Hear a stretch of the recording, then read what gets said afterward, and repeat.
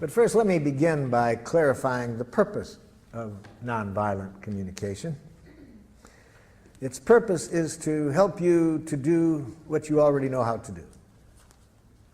Now, why do we need to learn something today that you already know how to do? Because sometimes we forget to do this. We forget because we've been educated to forget. Now, what is it that I'm talking about that we already know how to do? The purpose of this process is to help us to connect in a way that makes natural giving possible. Natural giving possible. What do I mean by natural giving? Let me do you a song to make it clear what I mean by natural giving.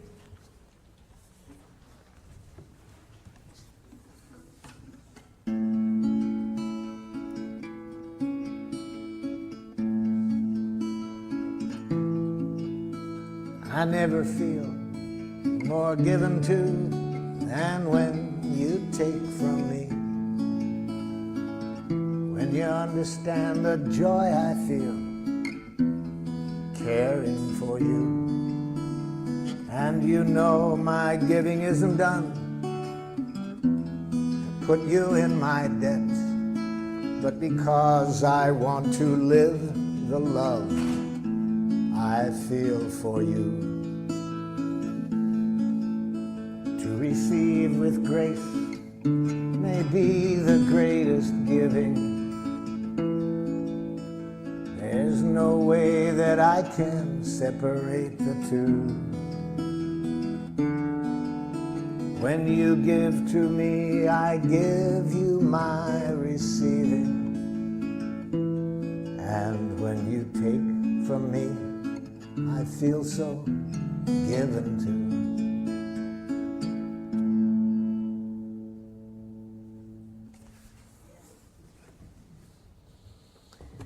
You all know that giving. You know how to do it.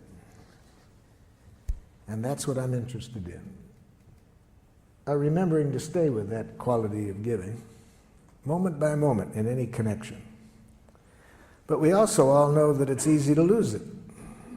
It's easy to lose that connection, so that instead of enjoying that quality of giving, which is possible every moment in every contact we have, in spite of how precious that is, we forget. And instead of playing the game that that song is about, which I call Making Life Wonderful, it's the most fun game I've ever heard.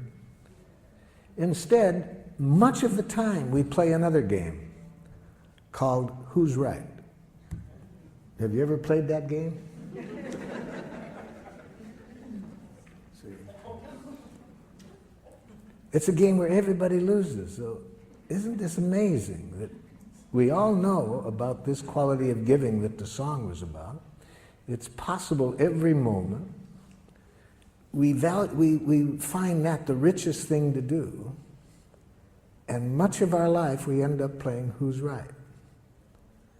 Now, the game of Who's Right involves two of the most devious things human beings have ever come upon. One, punishment. See, because if you're wrong in the game of Who's Right, then you deserve to suffer. Can you imagine a more diabolical concept to educate people?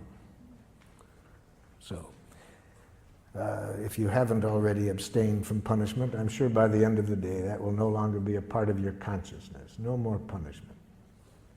You won't do it in your families. We'll get rid of it with criminals. It just makes things more violent. We'll find other ways to deal with other nations besides punishment. No more punishment. No more reward. It's the same game. It's part of the game of Who's Right. If you're right, then you get rewarded. If you're wrong, you get punished. No more. No more. It's created enough violence on the planet. No more guilt induction. See? No more shame.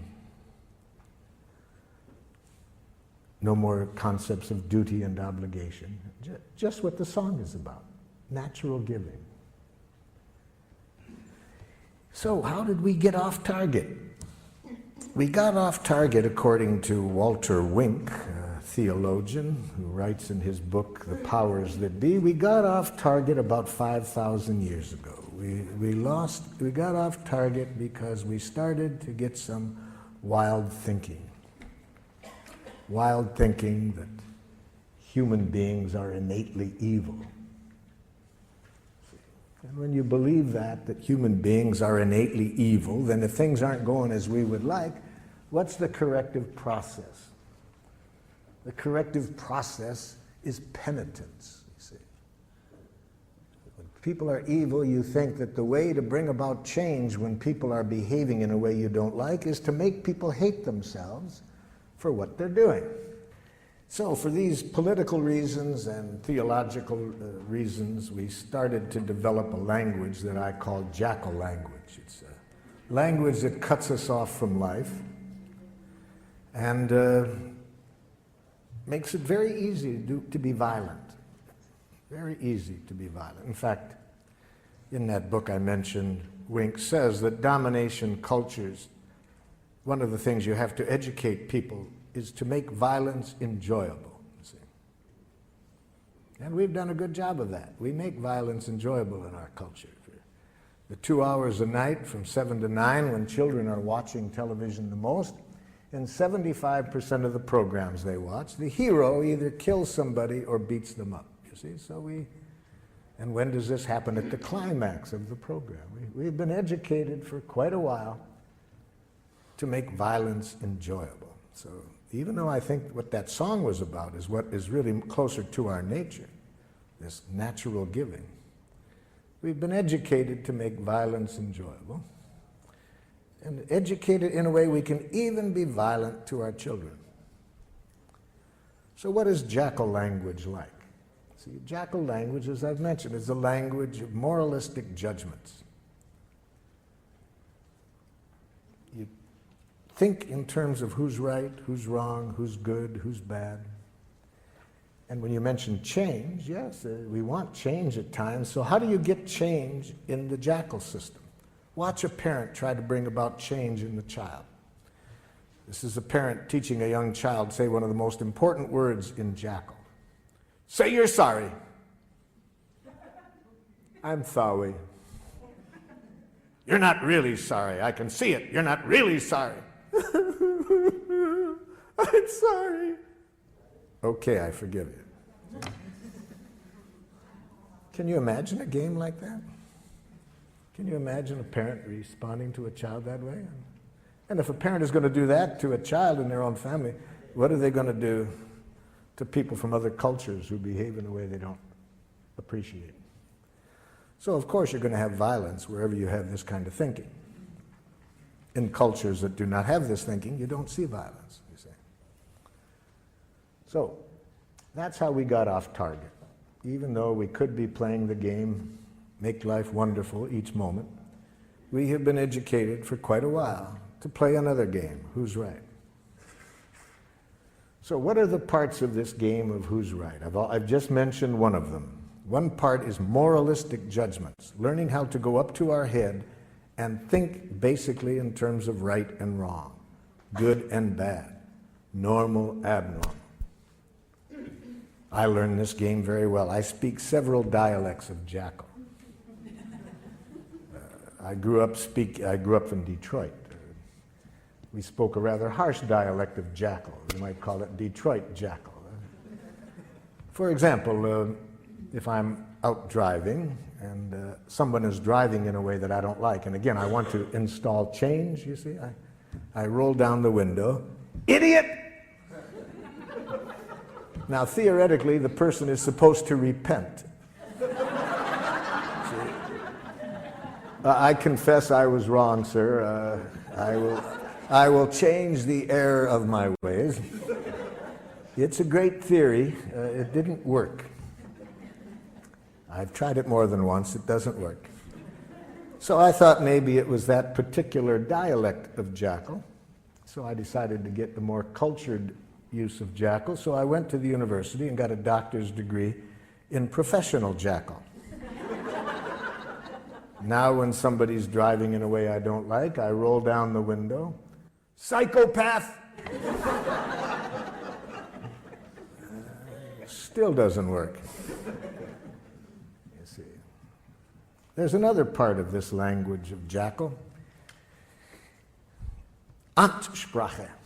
Amtssprache. That's very important. You see, a language that denies choice, denies responsibility for our actions. I use the word Amtssprache for this part, having read an interview with the Nazi war criminal Adolf Eichmann at his trial for war crimes in Jerusalem. Eichmann was asked, was it hard to send tens of thousands of people to their death? And Eichmann answered candidly, he said, to tell you the truth, it was easy. Our language made it easy. That interview shocked, that answer shocked his interviewer. And his interviewer said, what language? Eichmann said, in fact, my fellow Nazi officers and I, we had our own name for our language. We called it Amtssprache. Amt in German means office, and Sprache, language. I'd call that bureaucratic language. He was asked for some examples. Eichmann said, it's a language in which you deny responsibility for your actions. So if somebody asks you why you did it, you say, I had to. Then you don't feel so bad if you have to do it. You see, you're not responsible. But why did you have to, Jackal? Superior's orders. Company policy. They made me do it. I couldn't do elsewise. Very dangerous language, Amtssprache. Very dangerous. We have giraffe schools. I use the word giraffe, you see, as a symbol for nonviolence. We'll see today that the language we're going to study is a language of the heart. And so I use giraffe language for that because giraffes have the largest heart of any land animal. So, giraffe requires always being conscious of choice, you see. We never do anything that we don't choose to do. But I was teaching giraffe to a group of parents and teachers in one community, and we have giraffe schools throughout the world. We have 5 in Israel, 4 in Palestine, some in Serbia, and so forth. And in giraffe schools, of course, we want to make sure that certainly that the teachers and parents never use Amtssprache. One of the most dangerous languages in the world. To teach a child you have to do something. So I was saying this one time in St. Louis, Missouri, to a group of parents and teachers, and a mother got very upset. She said, but there are some things you have to do, whether you like to do it or not. It's our job as parents to teach our children what they have to do. I mean, there's things I do every day that I hate to do, but there just are some things you have to do. Well, I said, could you give me an example? She said, well, easy, there's so many, let me think. Okay, like when I leave here tonight, I have to go home and cook. I hate to cook. I hate it with a passion, but I've done it every day for 20 years. Even when I've been sick. Well, I said, I'll be very happy today to show you another way of thinking, another language that I hope would open up happier possibilities for you. Well, I'm pleased to report she was a rapid giraffe student. She went home that very evening and announced to her family that she no longer wanted to cook. I got some feedback from her family. The feedback came 2 weeks later when I swung through that city again and was doing an evening workshop, and who shows up? Her 2 older sons. She had 4 sons. They came up at the beginning to introduce themselves, and I said, hey, I'm glad you guys came up here. I've been very curious what's going on in your family. Your mother's been calling me regularly, telling me about all the changes she made in her life since the training. And like, what happened that first night when she came home and announced that she no longer wanted to cook? The oldest son said to me, Marshall, I said to myself, thank God.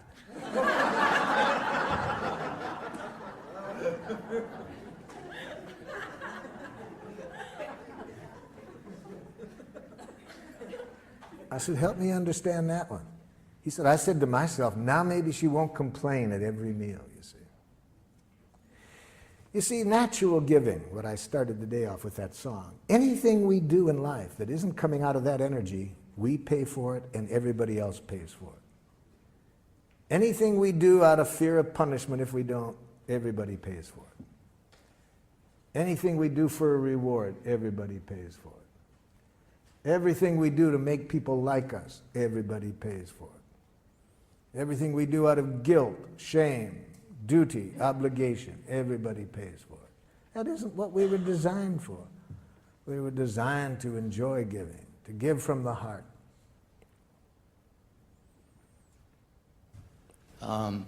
Marshall? Yes. I'm over here. My son brought me to one of your seminars, and I met you some 10 years ago. Yes. In Oakland. Yes. Now I'm trying to bring my son back to come here, and he said last night when I told him I was coming here, he said, well, why don't you go? I have a couple of appointments. Maybe you could teach me something. So I thought I would come to learn something. Maybe I could teach him. But I'd like to teach him, and I don't know how to do that. Well, I'd like to teach him to at least give me the time of day to communicate with him. He doesn't do that willingly. Okay. And when I try to demand it, it becomes worse. Yes. So how do I do that? Well, that'll be a good situation to work on today, because I'm going to ask everyone to think of a situation right now where somebody's behaving in a way you don't like. So in this case, it's your son who, when you ask him to communicate, he says no. The first thing I'll suggest is you can't teach anybody anything. That's right. And to have that as an objective is itself to create problems. So, yeah. So let's change the objective. Let's never try to teach anybody anything or to change anybody. If that's your objective, you'll create resistance. So that'd be my first suggestion today. Never try to teach anybody anything or to change anybody. That clear? Yeah. Okay. So what do you do then? Give up? No. See, this is the thinking that's been shaped in us by Jackal. See, the game of who's right, win, lose. So then if we can't change and win, then the option we think of is to be a chump and lose, you see. We've been educated to think in those two ways, win, lose, right, wrong. No, I'll show you a way, another option. Okay, let's get into it. Let's give you a chance to practice it. Some of you have already thought of situations, such as somebody you want very much to communicate with, they say no. So, think of somebody at the moment who is behaving in a way that is not making life wonderful for you, and you'd like to get to the place that the song was about, where everybody's needs can get met and people are giving to one another from the heart, willingly, not out of coercion, you see. Let's see if we can show you a process to get there in this situation, to get everybody's needs met, and where people give willingly, not out of any coercion. So maybe you are living at home. Maybe you choose today to work on a child that you are living with at home who says horrible, horrible Jackal things such as, no. Oh, you laugh. You try living with one for a while. Please brush your teeth. No. Maybe you are living at home with a Jackal-speaking partner who says horrible Jackal things such as, that hurts me when you say that. We'll see today that it's a violent act to say others make you feel as you do. See? To imply that others can make you feel hurt or angry. Maybe at work somebody's behaving in a way you don't like. They come late. They're not producing as well as you would like. Maybe your next door neighbor has been sexually molesting children. Whoever you want to pick, somebody who's behaving in a way you don't like. And you'd like to see how we would arrive at the objective of creating the quality of connection that will get everybody's needs met through natural giving. That's our objective. Okay? Now, open up your materials to the last page, second to the last page. At the top it says, expressing how we are and what we would like.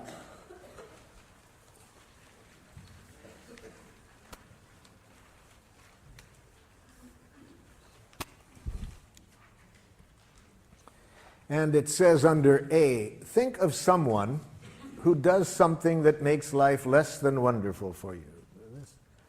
So this person that I'm asking you to think about, who's presently behaving in a way you're not crazy about, and what I'd like you to do is answer this question. Write here one thing that the person does that you don't like. We're going to work on one specific action that the person does that you don't like to get you familiar with the process today. Maybe the person does several things, but we're going to show you how the process works by showing you how to communicate with the person about one specific thing they do. So write under A, one thing this person does that you don't like. Now, when I was here in San Francisco working with the school system back in the 70s, the superintendent of schools asked me to go into an elementary school. He said the parents are complaining about the quality of relationship between these teachers and the administrator. They said the tension in the school is so great that the parents want to take their children out of the school. So he asked if I would go in and see if I could open up better communication between the staff and the administrator. The plan was I would meet first with the teachers and then get the teachers and the administrator together. So in my meeting with the teachers, I started with the question that I just asked you. I said to the teachers, can you tell me one thing that the administrator does that makes it hard for you to work with him? I was asking for an observation, a concrete behavior. What is one thing he does? The first teacher to respond said this: he has a big mouth. Now, can you see the difference between the question I asked and the answer I got? I did not ask, what size mouth does the principal have? So this teacher was giving me an evaluation, an analysis that implies wrongness. You see, we've been so trained to think that way that sometimes we can't separate fact and opinion. All we see is our enemy image. See, whether it's an individual or a nation, we have been trained to think in enemy images, wrongness. And it obscures reality. We don't see the behavior, we just see our enemy image. In his book, Out of Weakness, Andrew Schmuckler says that when cultures are taught to think this way, not to just see the person, but an image, a judgment they've made, bombs are never far away, you see. So I pointed this out to the gentleman, that this was not an answer to my question. I wanted to know one thing the principal did. This man was stuck. He just couldn't get it. The woman sitting next to him tried to help. She says, well, I know what he's referring to. I said, okay, help him out. What's one thing that the principal does? He talks too much.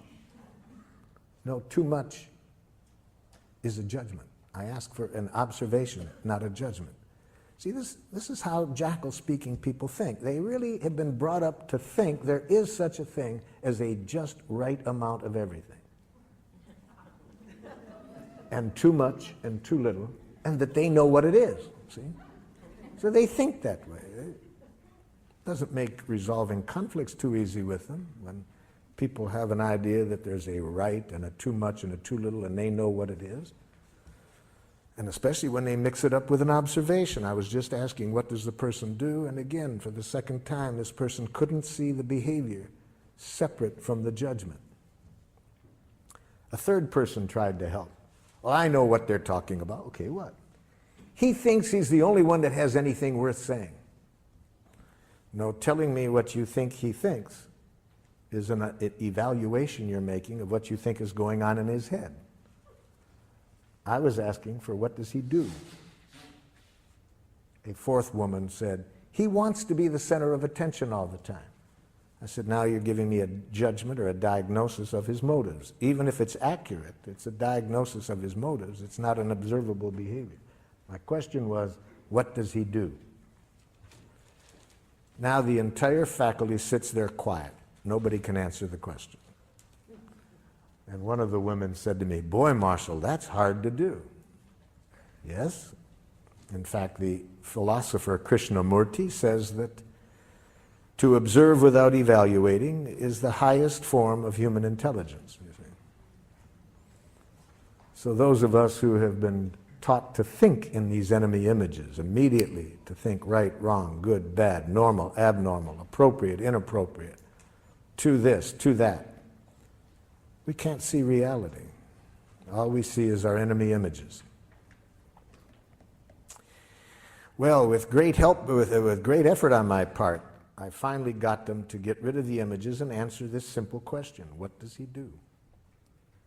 There was several things, but the one that they wanted particularly to start working with him on was this: that during their once-a-week faculty meetings, regardless of what was on the agenda, he would relate it to a war experience or a childhood experience. And the average meeting lasted 20 minutes longer than it was scheduled. Okay, that answered my question of what he did. He talked about war experiences, childhood experiences, rather than sticking to the agenda. I said, have you called that to his attention? And they said, well, we can see now that when we try to talk to him about it, these other judgments get mixed in, and he gets defensive. So they thought it would be a good idea to talk to him about it, but they asked if I would be at the meeting just in case. So I attended their next staff meeting, and I saw rather quickly what they were talking about, because almost as soon as an issue came up, the principal would say, oh, that reminds me of a time, and he would start to tell a story. And I was waiting for somebody to confront him on this in Giraffe, but instead of that, there was a lot of nonverbal jackaling going on. People were going like this, rolling their eyes, poking the person next to them, yawning, looking at their watches, holding the watches up to the ear.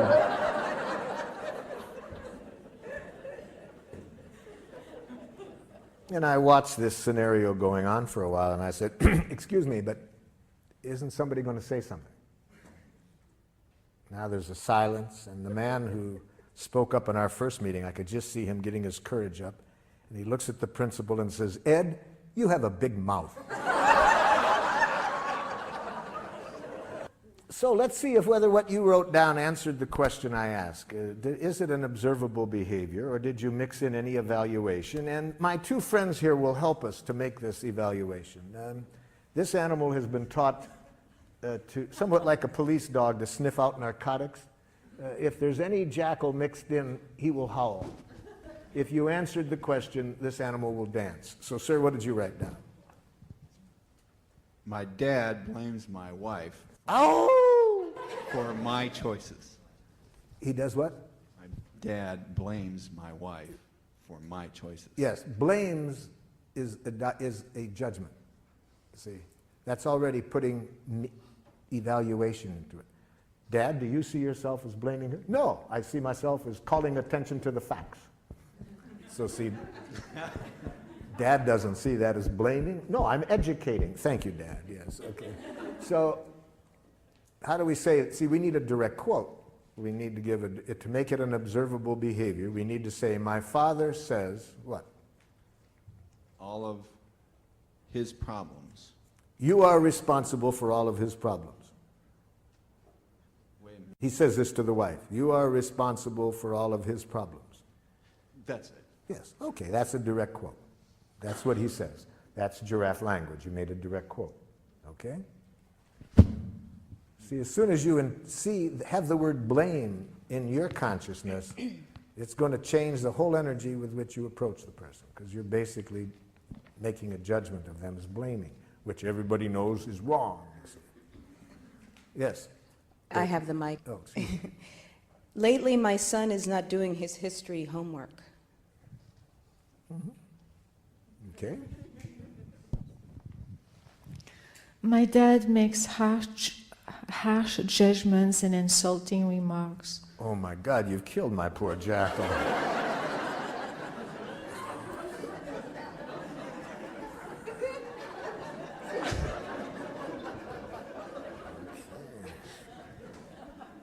He could have handled the harsh, that was one judgment, but insulting, harsh and insulting, those are two judgments. Actually, he does use insulting words. No, there is no such thing. After today, in fact, seriously, by 4:30 this afternoon, you will never hear another insult. It won't exist. Insults will not exist. I'm going to show you to use some technology today that takes insults and criticism out of the waves, airwaves. So that no matter what your father says, you can never hear another harsh statement or another insult, because we're going to show you today how to use this technology.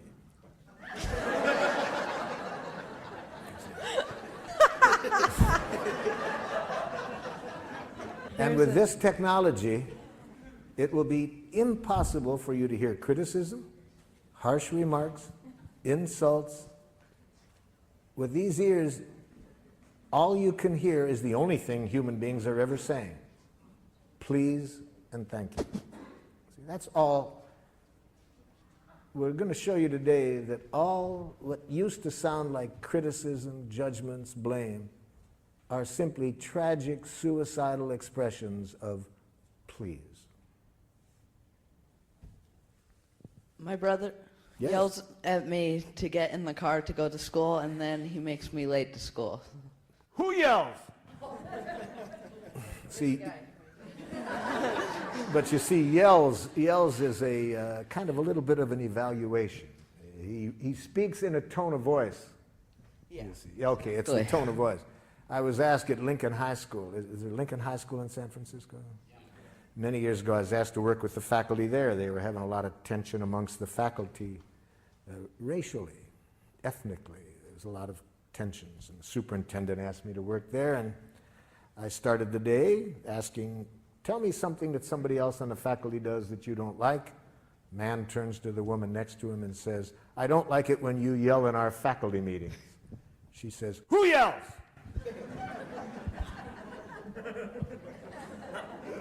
Now, she was from a different culture than this man.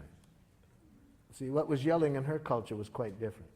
And about 10 minutes later, when she started to yell at him by her own definition, I saw a difference, So raises the voice when he's asking you to get ready for school. Yes. Or just kind of gets angry at me to get in the car. Now, gets angry, that's maybe accurate, but it's a diagnosis. We don't know whether he's angry. He might be scared that, you're going to miss school. Yeah. It might sound to you like angry. Maybe it is, maybe it isn't. But raises the voice, has smoke coming out of his ears. That you can see, that's observable. Yes? Fifth grader Jesse refuses to do his seat work. Ow! Refuses is a diagnosis. Maybe an accurate diagnosis, but it doesn't tell me what he does. He just says, no, I don't want to do it. Says, no, I don't want to do it. That's the behavior.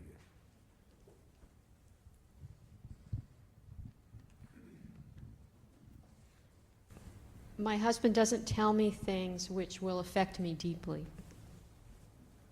Okay. It's the first Jackal husband I've ever heard of. This is a new experience for me today. A student in my class incessantly talks loud, won't stay seated, or keep his hands to himself. I hear about 3 judgments in there. Let's go over it slowly, because I hear 3 diagnoses. Say it again, so we'll hear the 3 diagnoses. Incessantly talks loud. Loud is your interpretation. Louder than you would like. If you want to say it, put it that way. Louder than I would like. Won't stay seated. Won't is a diagnosis. Doesn't stay in his seat after I've told him to. He might in the future. We don't know whether he will or not. So that's a diagnosis. Doesn't at the moment. Doesn't when I ask him to stay in his seat. And does not keep his hands to himself. And does not keep his hands to himself. Mm-hmm. Okay. Since coming to the introductory presentation on Tuesday night, I've been very aware of hearing evaluations. Yes. In myself and especially in other people. And so I started to wonder, are all of those violent communications, or would there be a way that some of those are, according to this model, nonviolent? I would say that any evaluation of others that implies wrongness is a tragic expression of an unmet need. Tragic in the sense, for two reasons. First, it decreases the likelihood that we will get what we want. Even if we don't say it out loud, even if we think it, if we are even thinking that what somebody else does is wrong, it decreases the likelihood that we will get what we want. And second, it increases the likelihood of violence. So what could be more tragic than that, than expressing ourselves in a way that gets in the way of our getting what we want and increases violence? So anything that we want to say that implies wrongness on the part of the other person, I'm suggesting, is a tragic, suicidal expression of an unmet need. Say the need. Learn a need consciousness, which is what we're going to get to now, you see. That's how we evaluate in nonviolent communication. We evaluate from the heart. We make judgments, but we make need-serving judgments. We judge whether what people are doing is meeting needs or not. We don't moralistically judge the person for what they did. We judge whether it's serving life or not, because needs are our direct connection with life. They're the life that's going, needs are the life seeking expression within us. So we evaluate with reference to that. And that requires two kinds of literacy, feelings and needs. So let's be sure that we are all speaking the same language when I use the term feelings and needs. So under B, it says, imagine that you are talking directly to the person and express how you feel when the person acts in the way described above. And use this form. Again, we're talking to the other person, we're telling them now what they did, and we say, when you do this, I feel how? How do you feel when the person does what you wrote down under A? Write that down.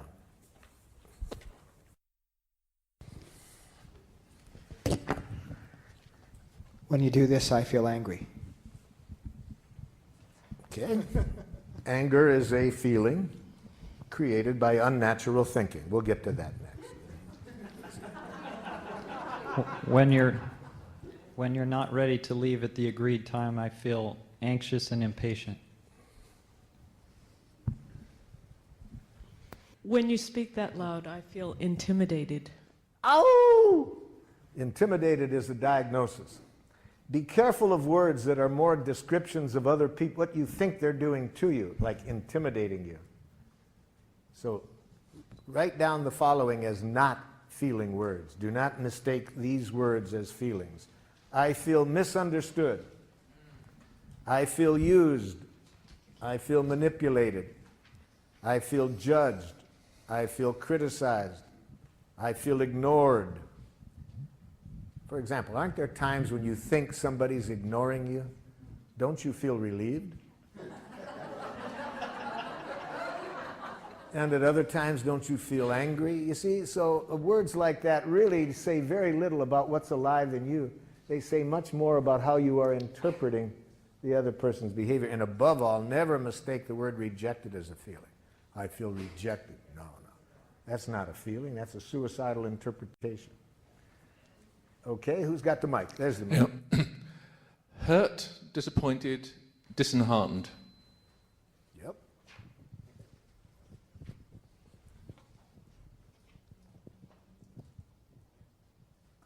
Feel angry and betrayed. Angry, yes. Oh, for betrayed. Betrayed is one of those words like intimidated, ignored, misinterpreted, used, manipulated. It's more a diagnosis of the other person than a feeling. What about contracted? Contracted? If you mean tense and like that, okay, if it's that.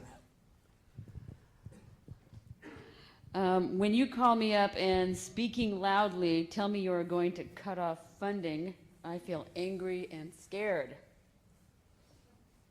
Mm-hmm. When you leave the dishes in the sink, I feel powerless over my environment and time, which feels frustrating and scary. When you start talking loudly in the middle of my sentence, I feel hurt because I think you are not listening to me. Yeah, the feeling is great, but you're going to lose it when you follow the word feel with the word because I think. Anytime you're thinking, your chance of getting what you need is greatly decreased. Especially when you follow the word think with the word you. Then I think you not only won't get heard, I predict a defensive, aggressive reaction. So it's going to be hard for people to care about your feelings when you follow that with a diagnosis that implies wrongness. But we'll get to that next, because we're going to see next that when after the feelings, there's two places we don't go, and one is up to our head. See, we stay in the heart with feelings. We don't go up to the head. We stay in the heart and connect with needs. But we'll get to that, yeah. If we want to use nonviolent communication, we want to be sure that we do not use the feeling in a violent way, because feelings can either connect us at the heart or they can contribute to more division and violence. So we certainly do not want to ever express our feelings in this way. I feel as I do because you. Okay? We never want to express our feelings this way. You make me feel. Now that will be a hard habit to get away from, because in a Jackal culture, feelings are very instrumental to using guilt as a way of manipulating people. The way to manipulate people is if you can convince them that they make you feel as you do, then they should feel guilty and change, you see. So it's another form of this violent game. So, for example, if you are a parent and you want to use feelings in a violent way rather than a connecting way, you would express it this way. It really hurts me when you don't clean up your room. Okay? Or, you make me angry when you say that.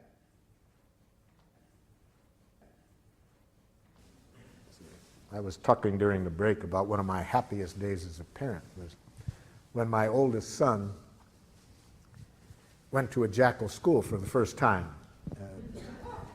He had gone 6 years to a giraffe school that I had helped create, and but then I wanted him to learn how to enjoy jackals as well. So, and in giraffe schools, we also want to be aware that the children are not always going to be in this setting, so we want them to learn how to stay with their own values regardless of which structure they're in, you see. So he comes back the first day from school, and he looked less than happy, and I said, how was the new school, Rick? And he said, it's okay, Dad, but whew, boy, some of those teachers, Dad. I said, what happened? He said, Dad, I wasn't even in the front door, really. I was halfway through the front door, and some man teacher comes running over and says, my, look at the little girl. Can you guess what the teacher was reacting to? Yeah, my son's hair was down to his shoulders. See, in a Jackal school, as we all know, authority knows what's right. See, there's a right way to wear your hair as a boy and a wrong way. A right way to do everything, and who knows? The teacher. And then what do you do if somebody doesn't do it? You use shame, guilt, and so forth. You use the word girl as though it's an insult. Welcome to Jackal land. So I'm getting burned up, ready to go do a little bat therapy with the teacher. And, forgetting all about my teachings. And I said to my son, how did you handle it? He said, I remember, Dad, that what you said, that when you're in that kind of environment, never give them the power to make you submit or rebel, you see. So one of the things we want to teach children very early, no matter what structure you're in, never lose track that you are free to choose what you do.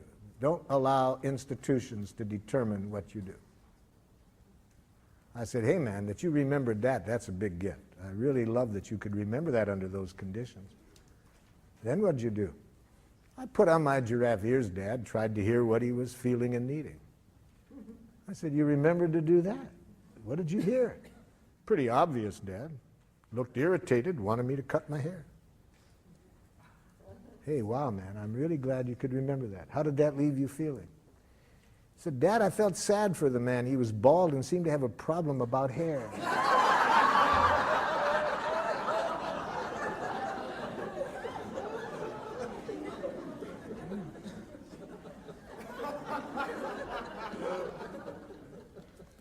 So we want children, the same thing we want to teach adults. Institutions can't make you do anything. Other people can't make you do anything. No human being has ever done anything they didn't choose to do. A Palestinian in the village of Hebron disagreed with me one time. He said, I don't agree with you, Marshal, that we only choose to do. Where was my choice 2 days ago? A soldier puts a gun at my head and says, take off your clothes or I'll shoot you. Where was my choice? I said, seems pretty obvious to me. You had a choice of whether to take off your clothes or not. He laughed. He said, okay, I got your point. I chose not to take off my clothes. That soldier knew I didn't have a gun. He was doing this to dishonor me. I chose to risk my life to protect my honor. Okay, so I'm not saying we always like the choices we have, but nobody can make us do anything we don't choose to do. So I said, apparently the soldier also chose not to shoot you, or else he was a very poor shot. My children taught me this about nobody does anything they don't choose to do. From the time they were 2 years old, they educated me that I couldn't make them do anything. All I could do is make them wish they had. And then they taught me another lesson, that any time I would do that, they would make me wish I hadn't made them wish they had. They taught me that violence creates violence, you see.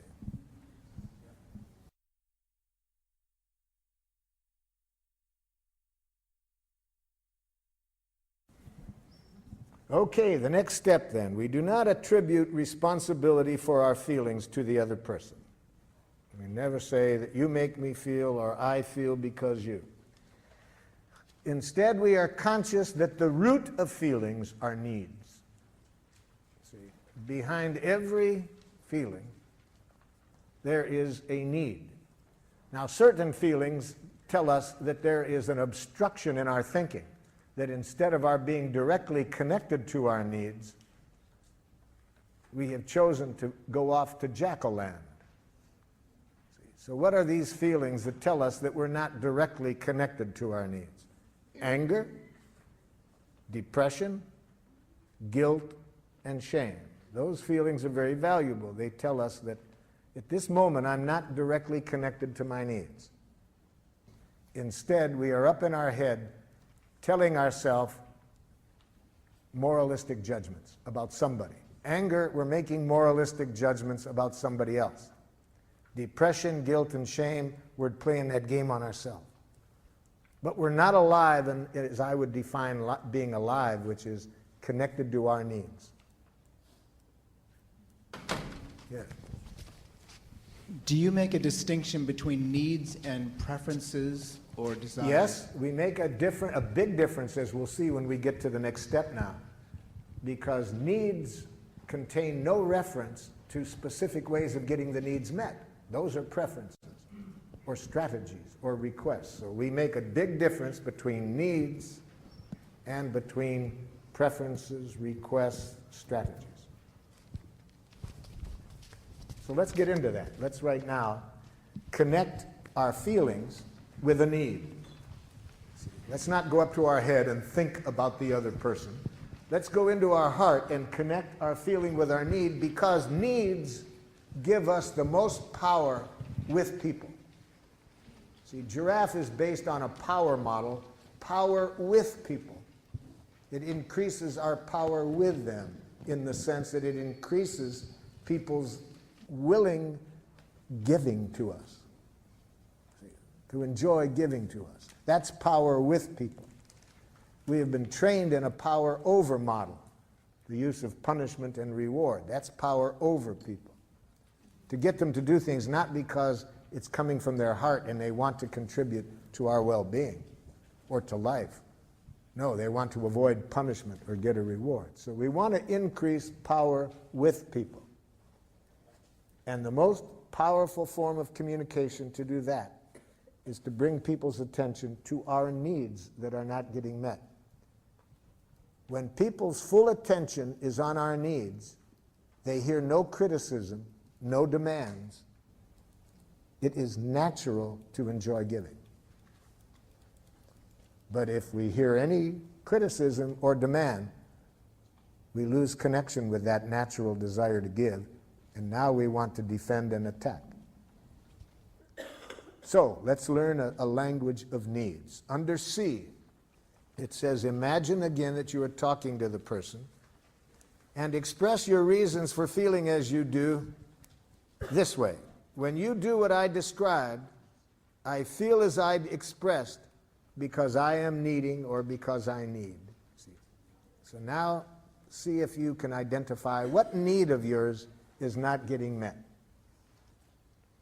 Leave the word you out of here, because that will mix up need and preference. Leave the other person out of here. Just express the need without reference to the other person.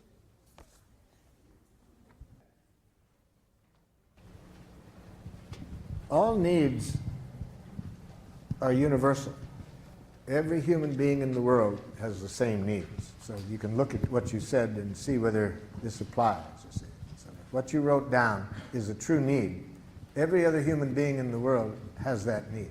We're all created out of the same energy. So we really see this at the level of needs. All human beings have the same needs. What differs immensely is the strategies that we have been educated in for meeting the needs.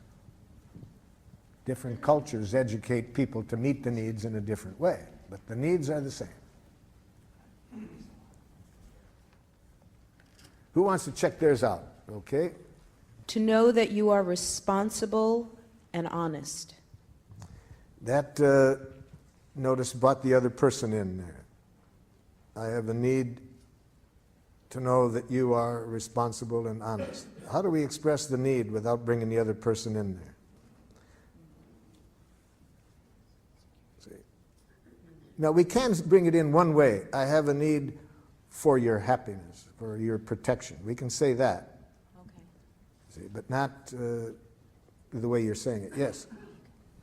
I need to be seen and heard as who I truly am. I have a need to be seen and heard as who I truly am. Okay? Now, I have an impulse to qualify that and to say free. To be free. I have a need to be. The last word in that sentence is who I truly am, free. I have a need, who I truly am, to be free. Yes, that's a need we all have. The important thing will come out when we get to a request, because that's a request that only you can meet. Other people can't do that. They can't meet that need. So if you don't know how to meet it for yourself, for freedom, you won't have that need met. I'm feeling a bit frustrated because I'm noticing that everything is a strategy. In other words, mine is a need for an aesthetic environment. But underneath that, there is a need for serenity, and my serenity doesn't come from the environment. So this entire request, starting at A, is a strategy to get something called serenity. Okay, that's a need then. I have a need for certain peace, but isn't there a need in there for certain aesthetics that will... Right, but it crumbles the house of cards for me of wanting the sink not filled with dirty dishes. Help me understand that. Why wouldn't if you have a need for serenity? But serenity doesn't come from a clean sink. Okay, then we haven't got the right need then. Or then it's not that you want the sink cleaned out. But I'm projecting that need onto the sink, thus onto a behavior of someone else. Well, the other person's behavior can be getting in the way of our need getting met. If the dishes aren't done, and it could be some needs of yours are not being met by that. Then you have to identify what the needs are that are not getting met. I'm not sure. I'm really not sure that I'm not basing an assumption that by having that sink clean that I'm going to have serenity, and I think it's a false distinction. Well, the nice thing about being clear about our request is we can test it out. If I say, for my need for serenity, I'd really be grateful if you would clean up the sink. The person does it, and I'm still not serene. Okay, that helps. I know that doesn't work. See, we never really know what we want until after we get it. If after we get it, it makes life more miserable, then we know that isn't what we wanted. If it makes life more wonderful, then we know that is what, a strategy that will meet our need. That's what makes life fun. We never know what we want until after we get it. That's why Paul Tillich, the theologian, says that Christianity requires the willingness to sin courageously. You ask for what you want, hoping to meet your needs. You get it, it makes life worse. Okay, now I've learned that isn't what I want. Wouldn't it be boring to know what is real? Yes? When you do what I described, I feel as I expressed because I need respect and acknowledgement, and I need to be able to feel safe in my job environment. I hear needs in there. Yes.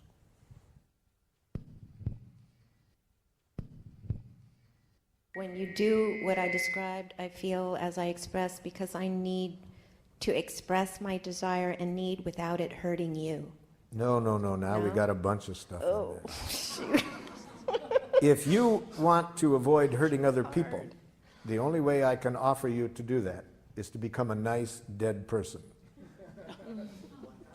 Yeah.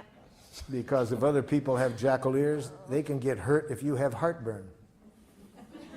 So would I just cut off that second half? Just, I need to express my desire and need? Yes, and then what you want to say to yourself, and I want to learn to enjoy your pain. Ooh. Which Whoa, is, we're going to show enjoy. you after lunch how to enjoy the other person's pain. Ooh, that sounds...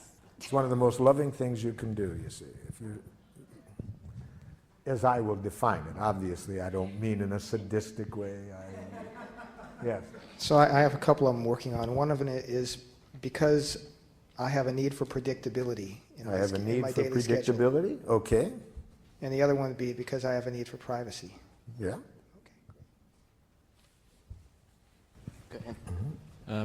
My need is for comradeship and acknowledgement of my comradeship. Mm-hmm. Mm-hmm.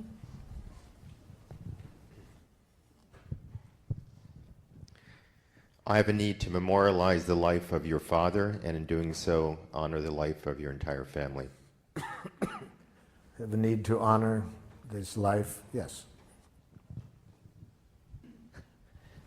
I have a need to have communication with other people that is open and supportive of life. Need for supporting of life, openness, okay? Mm-hmm. When you do this, I feel hurt because I have a need to be heard and understood. Yes, very important need, that need for understanding, to be heard, to be listened to, empathy. There's different ways of expressing it, but it's a critical need, one that we have daily. Daily, yes. Bottom line, I have a need to love you and to let your love in. I have a need to love, but don't bring the other person in there. To let. I have a need for to love and to let love in. and to let love, yes. See, our needs don't, when we believe that our needs involve another person doing something, we take a very abundant world and make it scarce very quickly. So we don't want to mix up our need and a request. See, we may have a request, a strong request, that a particular person meet our need for love. See, that's a strategy. We may want this particular person, but we don't have a need for that person to love us. That's mixing up the need and the request. We have a need for love. We have a strong preference that this person take the actions to meet that need. But we don't want to mix up the need and the strategy. Okay, let's take one more and then we'll go. We've got to move on. Yes. Yeah, I'm confused if this is a need or a strategy. Okay. I need to feel loved. Ah, loved is a very important word. I need love. Yes. But now That word love is so important that we got to get real clear what we mean about it when we use it as a giraffe. See, watch what happens when a giraffe and a jackal get together on this love. See, watch this jackal ask a very dangerous question. But notice that the giraffe is too smart ever to answer this question. Watch. Do you love me? Jackal, before I can answer your question honestly, I need to get some important things clear. Are you using the word love as a feeling? Well, of course. Okay, well, I needed to get that clear. So you mean, am I feeling certain warm, cuddly, tender feelings toward you? Yes. Okay, I needed to get this clear, because see, we giraffes do not use the word love as a feeling. It's much too important to us to get it confused with a feeling. It's a need for us. But since you use it as a feeling, okay, I'm glad to know that. So would you please then, now that I know that, would you ask the question again? Do you love me? When?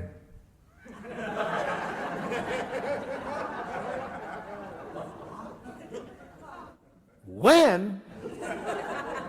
Well, I want to be honest. I can see how important this is to you, but how can I be honest with you about what I feel toward you without reference to a specific moment? Feelings change every few seconds. Life is changing. Feelings are part of life. So I'd have to know a specific time and place to ever answer your question of how I feel. What about right now? No.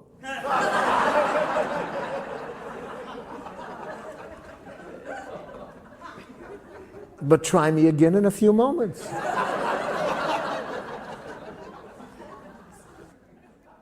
So you see, to a giraffe, love is a need, and it's a need for which we must be very clear about what requests do we have of other people to meet that need.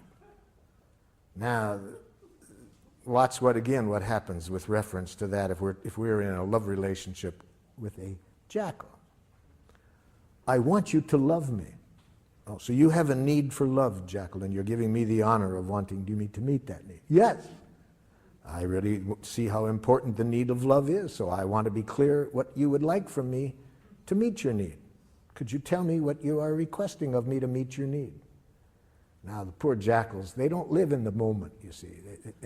To make a clear request, you have to live now. You have to be clear what you want. So watch how the jackal handles this. So could you tell me what you want me to do to meet your need for love? Oh, you know.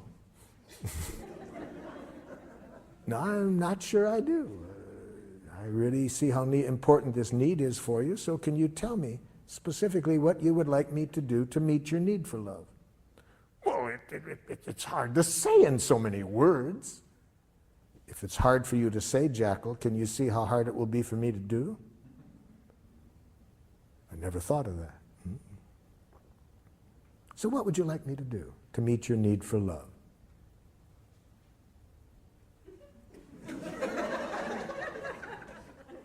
It's embarrassing to get clear. Yes, it is, because much of our oppression in close relationships comes from saying to people, I want you to respect me, I want you to love me, I want you to understand me, without our being real clear what we want when we say that.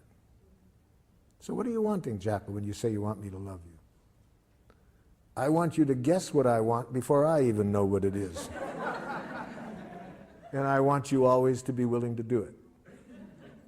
Thank you for defining it that way, Jackal. Would you please find someone else to meet your need for love?